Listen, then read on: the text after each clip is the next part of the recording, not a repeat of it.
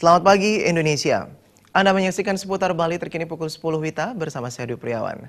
Pada tahun 2016 berbagai peristiwa telah ditorehkan bangsa Indonesia dalam berbagai sendi kehidupan seperti politik, hukum, ekonomi, sosial, dan budaya. Menuju tahun 2017 berbagai harapan dan impian masyarakat inginkan menuju Bali yang lebih baik. Pergantian tahun dipenuhi dengan berbagai harapan dan impian yang diharapkan tercapai di masa depan. Menyambut pergantian tahun, masyarakat memiliki berbagai harapan demi kemajuan Indonesia.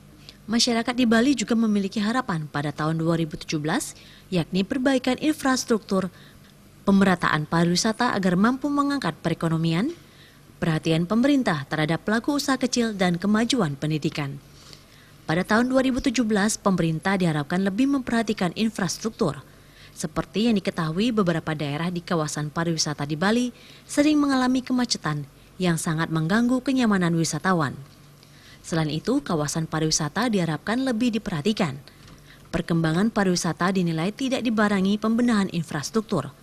Masyarakat juga diharapkan lebih meningkatkan pelestarian adat istiadat yang menjadi salah satu identitas masyarakat Bali. Acara-acara khususnya di bidang seni dan kebudayaan diharapkan lebih ditingkatkan.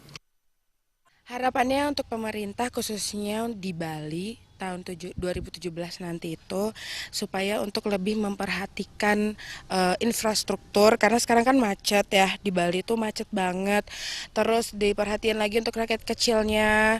Terus untuk kawasan wisatanya itu lebih diperhatikan lagi karena dengan adanya tempat wisata itu macet itu semakin menumpuk, khususnya di daerah Seminyak mungkin ya. Mudah-mudahan bisa mengerti lah, bisa sama rakyat kecil untuk melayani gimana gitu, usahanya rakyat kecil kalau bisa dibantu gitu.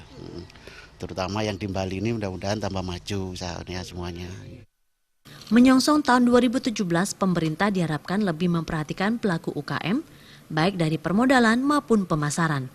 Harapannya tentunya adalah UKM menjadi semakin berkembang dan membantu mengurangi tingkat pengangguran.